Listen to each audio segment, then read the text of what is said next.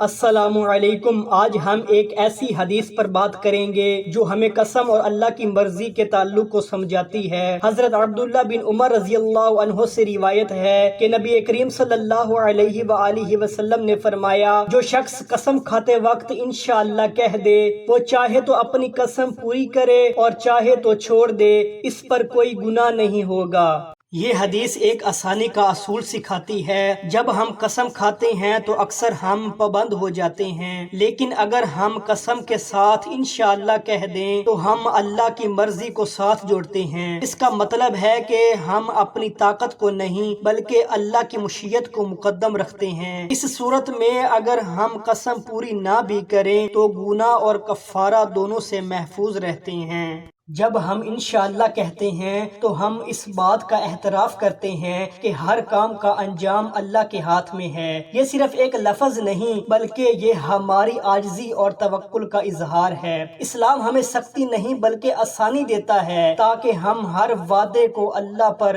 چھوڑ کر اپنی نیت اور عمل کو درست رکھ سکیں۔ یاد رکھیں، انشاءاللہ کہنا صرف ایک بہانہ نہیں ہونا چاہیے، یہ ایک نیت ہے کہ ہم اللہ کی مشیت پر یقین رکھتے ہیں۔ جب ہم سچے دل سے یہ کہتے ہیں تو اللہ ہماری نیت کو قبول فرماتے ہیں۔ تو آج سے جب بھی قسم کھائیں یا کسی کام کا وعدہ کریں، ضرور کہیں انشاءاللہ۔ اللہ ہمیں سچ بولنے اور اس پر ثابت قدم رہنے کی توفیق دے، آمین۔ ویڈیو پسند آئے تو لائک اور شیئر کریں تاکہ یہ پیغام سب تک پہنچے۔